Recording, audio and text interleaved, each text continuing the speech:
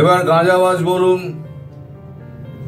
গাঁজাখোর বলুন, যা যা মনে চায় বলে যান, অবশেষে গরিবের কথা সত্যি হতে চলেছে।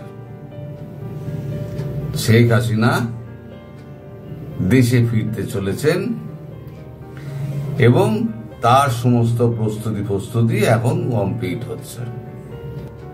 তবে খুব শিগগিরই, এই যে কদিন ধরে আমি আপনাদের বলছিলাম না যে একটা ব্যাকডোর চ্যানেলে একটা কথাবার্তা চলছে, কারণ গতকালকে এই যে গত পরশু দিনকে কালকে খবরের কাগজে বেরিয়েছে আমাদের এই যে ট্রেড ডিল বাতিল করে দেওয়া হয়েছে। এটা ইউএস এর কাছে একটা মহা চাপের ব্যাপার, ভীষণ চাপ। কারণ আমেরিকাকে যদি মাল না দেয় আমেরিকা, তাহলে কিন্তু হাত পা চড়িয়ে কান্নাকাটি শুরু করে দেবে, বিশেষ করে ওষুধ এবং আপনার এভিয়েশন ফুয়েল। এখন ট্রাম্প বাবু টন্ডং ধরেছে, তার আগে থেকেই অবশ্য Tracey Ann Jacobson, Marco Rubio এরা নানাভাবে বাংলাদেশের স্থিতিশীলতা নিয়ে, কি করে স্থিতিশীলতা আনা যায় তা নিয়ে ভারতবর্ষকে চিন্তা ভাবনা করতে বলেছিল। তা ভারতের একটা বক্তব্য ছিল যে এর আয়দা তো আপনারা ফেলিয়েছেন, এই নোংরা পোড়া জায়গা তো আপনারা করেছেন, আপনাদের জায়গা আপনাদের পরিষ্কার করতে হবে। এখন আপনারা নোংরা করবেন আর ঝাড় দিয়ে পরিষ্কার করবে ভারতবর্ষ, তা তো হয় না। আর ভারতবর্ষকে যদি পরিষ্কারই করতে হয় তাহলে মানে যেভাবে করবে তাতে আপনাদের নাক কাটা যাবে। সুতরাং কি করবেন না করবেন বুঝে নিন। এবার যে কথাবার্তা যেটা হয়েছে, আপনাদের দেশে একটা ইন্টারিম গভর্নমেন্ট হবে।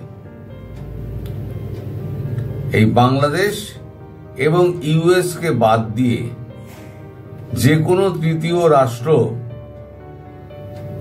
এইখানে একটা ইন্টারিম গভর্নমেন্টের লোক ঠিক করে দেবে।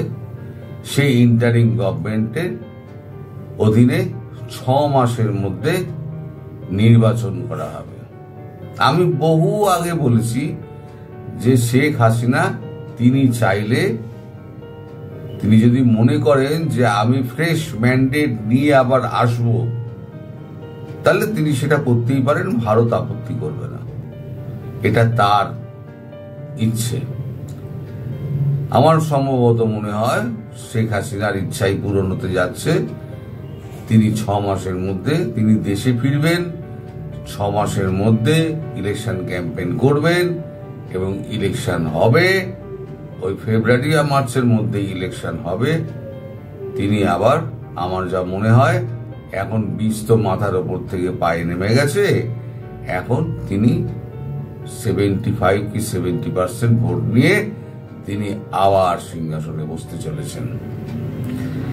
এবং এইবার যে শেখ হাসিনা যে ফিরছেন, সেই শেখ হাসিনা কিন্তু পূর্বের শেখ হাসিনা নয়, আমি গ্যারান্টি দিয়ে বলতে পারি। তিনি কিন্তু এবারে কাউকে রেয়াত করবেন না। আর এই যে দলে লোকজন ফিরেছিল না, যত সব জামাতি, হিজবুতি, সব ছাত্রলীগের মধ্যে, যুবলীগের মধ্যে সব ঢুকে বসেছিল, তাদের তো চেহারা এখন উন্মুক্ত হয়ে গিয়েছে। আমি তো বলি এটা একটা ভালো হয়েছে। ভালো হয়েছে এই কারণে যে শত্রুদেরকে চিহ্নিত করা গেছে। এবার অনেকেই আপনাদের দেশে বলছেন যে শেখ হাসিনাকে উৎখাত করার পেছনে ভারতের একটা মদত ছিল। কথাটা একদম ঠিক না। হ্যাঁ, ভারত কিছু কিছু ক্ষেত্রে ভারত বিরক্ত ছিল, এটা ঘটনা। যেমন তার আশেপাশে যে সমস্ত চরিত্রগুলো ঘুরে বেড়াতো, তাকে ভুল বোঝাতো। তিনি বলেছিলেন গণতান্ত্রিক পদ্ধতিতে আপনি মাঠ লেভেল থেকে লোক তুলে নিয়ে এসে আপনি রাজ্য শাসন করুন, দেশ শাসন করুন, তাহলে আপনার দেশের প্রকৃত মানে যারা দরিদ্র তাদের কাছে অবধি সেবাটা পৌঁছবে, যেটা আমাদের দেশে আমরা করে থাকি। তা তিনি শোনেননি, সেটা তার ব্যাপার। তিনি তার পারিষদ নিয়ে তিনি রাজ্যপাট চালিয়েছেন, আর সমস্তটাই হচ্ছে ওই সচিব ভিত্তিক তার রাজ্যপাট চালানো। এখন সচিবরা দেখবেন কোনো আবিষ্কারের মধ্যে কিন্তু সচিবরা নেই। পৃথিবীতে যত আবিষ্কার রয়েছে, কোন সেক্রেটারি, কোন ডিরেক্টর এরকম লেভেলের লোক করেছে? কাউকে দেখবেন না। তাদের মস্তিষ্ক আলাদা। আর সেক্রেটারি, এই ডিরেক্টর, যে লেভেলের সচিব পর্যায়ে লোক থাকে না, এরা শুধু এক্সিকিউশন করে, যা বলে দিল সেটা এক্সিকিউট করে দিল, এর বাইরে তাদের আর কোনো রোল নেই।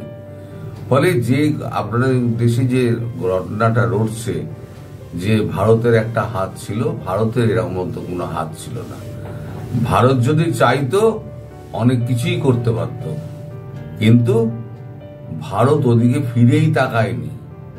এই যে আপনারা বলেন না পদে পদে এই রয়ের লোক, ওই রয়ের লোক, রয়ের লোক যদি এত অ্যাক্টিভ থাকতো তাহলে 2024 হতো না। সম্পূর্ণ ব্যর্থ, আমরা স্বীকার করছি। সম্পূর্ণ বাংলাদেশের এই ঘটনার ব্যাপারে ব্যর্থ। তার জন্য আমাদের এখানে রয়ের প্রচুর লোক মাথা থেকে একেবারে পা অব্দি সমস্ত চেঞ্জ হয়ে গেছে। কি করে এই ঘটনা ঘটলো? এই ব্যর্থতা ঢাকবে কি করে? ফলে যে আপনাদের সব কন্ট্রোল করেন না, এই পাকিস্তানি আর বাংলাদেশি কিছু আছে, সবকিছুতে রয়ের লোক দেখেন। কেউ কিছু উল্টো কথা বললো তো রয়ের লোক বলে দাগিয়ে দিল, তো সেটা ঠিক না। এর মধ্যে ছিল না। বাংলাদেশ যেটা হয়েছে, বাংলাদেশের স্বতঃস্ফূর্ত একটা আন্দোলন হয়েছে, এবং সেই আন্দোলনে যারা সাধারণ মানুষকে ভুল বুঝিয়ে নামানো হয়েছিল তারা এখন ভুল বুঝতে পেরেছেন, কিন্তু তারা প্রকাশ্যে অথবা লজ্জায় তারা স্বীকার করছেন না। আর এই রাতারাতি যারা এই আলবদর আর অমুক তমুক যারা মাথায় ফেটটি বেঁধে সব রাস্তায় নেমে গেছিল, তারা দেখছি সব আস্তে আস্তে পাল্টি খাচ্ছে।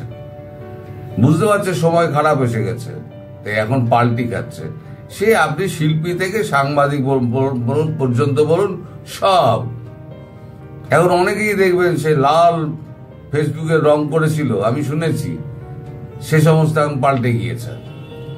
এখন তারা এখন প্রো হাসিনা হতে চাইছেন। তা কেন হতে চাইছেন? তার মানে কিছু একটা ঘটছে। এই যে আপনাদের দেশে হঠাৎ গেল ইউনূস গেল, আমি তো 1.5 মাস আগে থেকে বলছি ইউনূস ব্যাগ গোছা। আমারই বাংলাদেশে এক বন্ধু আমার থাম্বনেল করে দেয়। এখন তো বলার সময় নয়, বলতে পারবো না।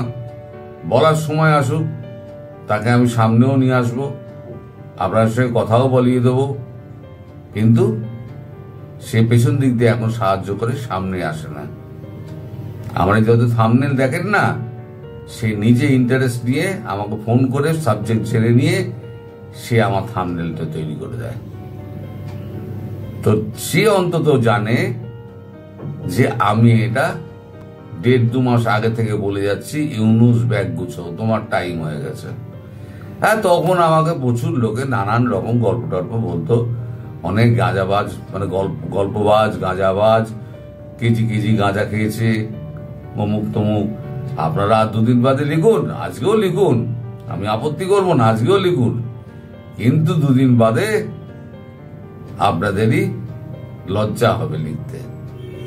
এর মধ্যে কিছু বুদ্ধিমান আবার দর্শক আছেন, তারা আবার লেখেন যে আপনি বলে যান, শেষ হাসি কিন্তু আপনি হাসবেন, আমরা বুঝতে পারি। বাংলাদেশের মানুষ এত সরল, তারা মনে করেন আমি আজকে যেটা বললাম কালকেই বোধহয় সেটা হয়ে যাবে। সেটা সম্ভব নয়।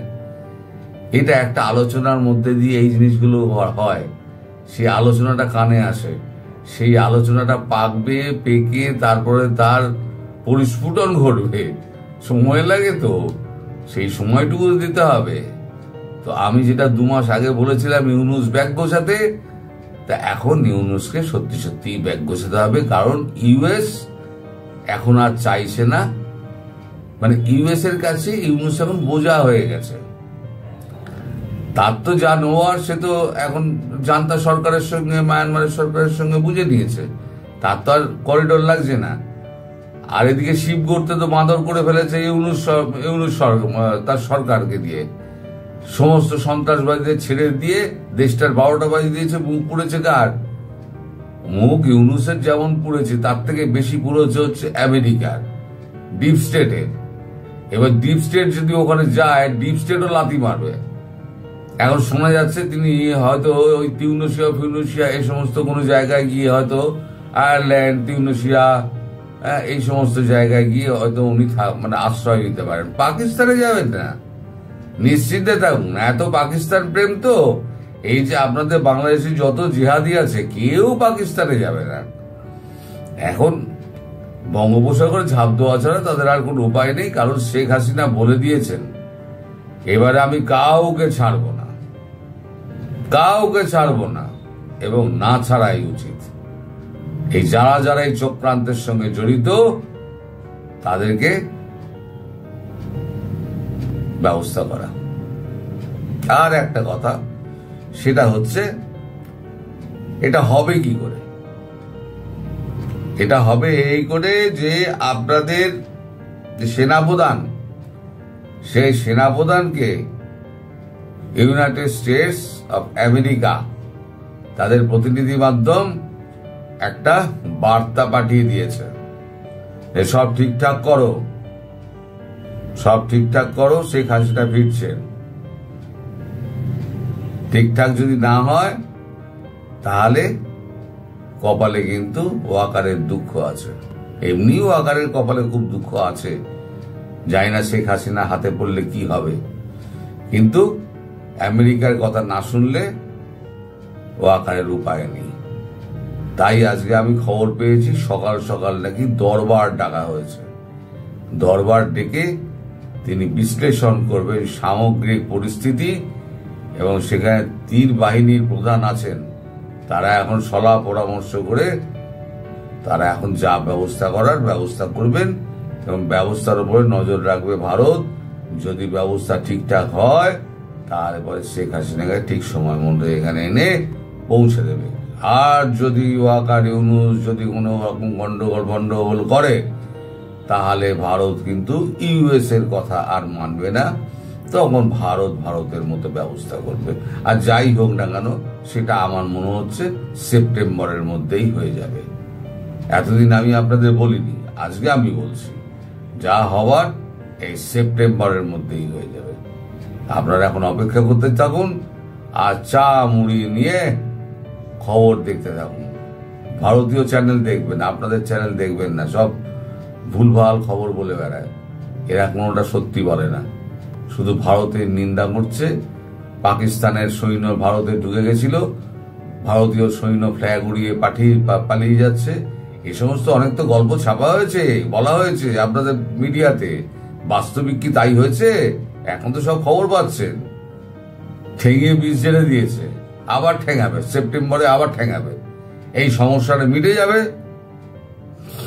শেখ হাসিনার এক সমস্যা যেটা আছে, বাংলাদেশের সমস্যা, এটা মিটে যাবে, ঠেঙানি শুরু হয়ে যাবে, দেখে নেবেন।